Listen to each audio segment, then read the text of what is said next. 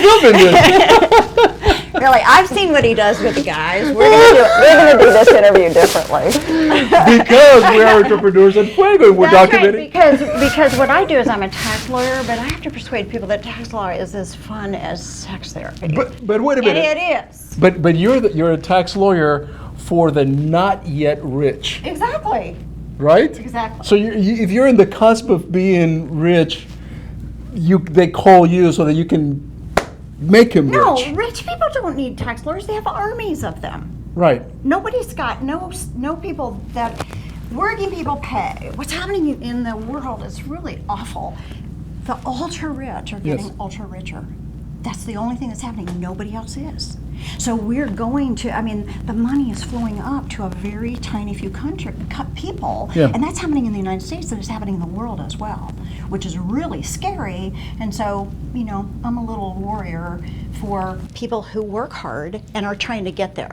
So it turns out that it's extraordinarily difficult to get from a good income to a high net worth. So the high net worth people with already have the money are making more, and nobody else is. And I can make a difference. You are in an incredible space. And by the way, we have Victoria Powell from Powell Haymann to introduce you now. But you are in an incredible space where, picture for a second, and this is how I see you, correct me if I'm wrong, but this is how I see you. You talked about the ultra-rich have this army of tax people and attorneys and everybody else helping them become richer.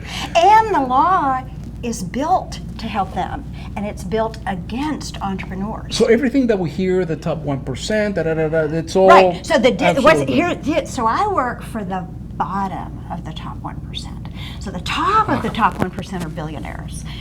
They have more money than any human being could have without, and they become morally corrupt because of it. You can't spend that much money. Exactly, and they pay a very tiny amount in tax. Whereas the people at the bottom of the top 1% are working stiffs. They are working really hard. They get up every day. If they stop working, they stop earning money. Right. So if your money makes money, you got no tax problems. If you make money, you have massive tax problems. So I work for people who make high incomes, but they make high incomes because they bust it every day. They get up and go to work. And if they don't, it stops. And then you come in and you devise a plan where they can keep. Well, that allows them to keep, this is the fun part. So, tell us. The tax code and regs together are probably 70,000 pages now, changing constantly. And I'm a nerd, and I love this stuff. I just love finding little ways to make it better for the people who are getting nailed, right? So the more laws they write, the better I like it, because the more stuff you can find to help the little guy. And it's the little guys that build America, and I'm very sad about what's happening. I don't want a small number of people to control this world, and so I can claw it back. Most people go, it is what it is, I gotta pay those taxes, and that's not true. And one of the reasons it happens is that CPAs, who are wonderful, are basically historians, and they tell you what you owe. But tax planning lawyers are not accessible to small business people. And so I had to build a firm that made people like me with a much greater knowledge level available to small businesses, because you're not going to call me up and ask, or just say, hey, let's chat at $700 an hour. Are you? No. You're going to check. I can picture your weekends reading 70,000 pages for fun. I read annuity contracts at night for fun. I love loopholes. I do. I get really, when you solve a problem, right? Yeah. So, for example, so I take my business suits, right? I look nice, don't I? Oh, you're perfect. Yeah. Always. So your dry cleaning is cleaning. I'm so excited that I dropped my mic, but go ahead. Okay. So dry cleaning is not deductible, right? Because it's a personal expense. Oh, okay, all right. But if you take a dirty suit with you when you travel, like you go to a business meeting, you take an extra suit that's dirty and have it cleaned while you're traveling, it becomes a travel expense and it's deductible. You find all these little things, man. Or, people say tax law is not exciting. Oh my God, if you catch a record-setting baseball, right? You're in the stands and Mark McGwire hits, the big home run. And Mark McGwire, really? Or whoever. I don't know, right, whoever's current. You could have picked somebody a little bit more contemporaneous, right? I'm sorry, I'm old school. Anyway, if you catch that baseball, what is that thing worth? Do you have income? Is it taxable? Oh my God, they asked the IRS commissioner that, and he goes, please don't ask me, because you know what? It is. Wow. So the question is, what's the value of it? If you find gold doubloons on the beach, you find a treasure chest, right? Taxable income. If you find gold nuggets in Colorado in a stream, a whole bunch of them, not taxable. Why? How crazy. I mean, this is good stuff, right? And if you know the rules, you can get around them. And you can do justice. Give me another one, fun one. Oh, you really want it? Yeah. Okay, let's talk body parts and body fluids, okay? So you can sell breast milk, okay? So wait. So you can sell human breast milk. Right, and you can sell semen because people they need to. Well, now you can't, the only country in the world where you can sell a kidney legally is Iran. So you can't really do that. So body parts are, you can sell corneas.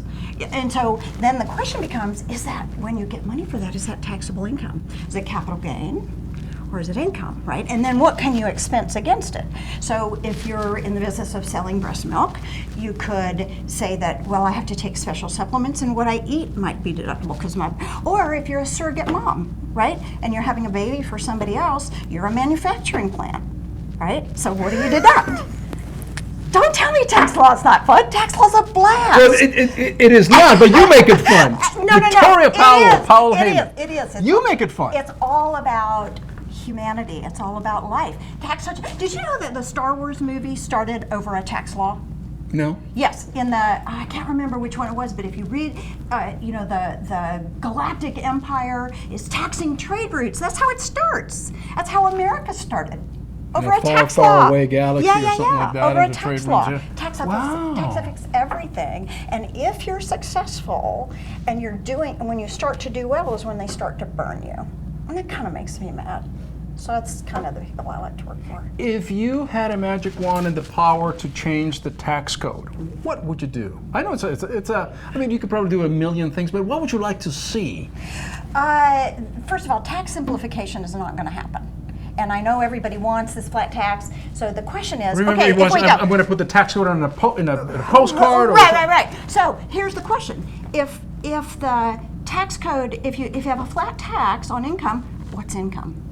Is it your net income? It's, you sell the lemonade, but can you deduct the lemons and the water and the cups and all that stuff? Or is it on the gross that you made from the lemonade, or is it on the net? Because some businesses make 2% profit and some businesses make 90% profit. So the definition of income alone is not going to let you put it on a postcard, because that's the whole, there's hundreds, probably thousands of cases on what income is. Right? So in your ideal world, what would you do? In my ideal world, I would probably work with people like the Tax Foundation. There are organizations that look at this. What we want to do is we want to encourage goodness. We want to encourage people to work. We don't want to discourage them from working. And so actually the tax laws are economic laws, and they can incentivize good behavior and they can incentivize bad behavior. So we tend to try to punish behavior with tax laws that we don't want people to do and encourage it. But because law and policy is done with a blunt instrument, right? Anytime you write a law that's got 4,000 words in it and your policy is, I'll give you a great example, okay, from my past. So, you scared? Okay, I was a tax attorney. For Shell Oil, okay, and we did pollution control bond financing. So I had to go to the engineers. So the Congress gave a tax break for cleaning up pollution in chemical plants, right?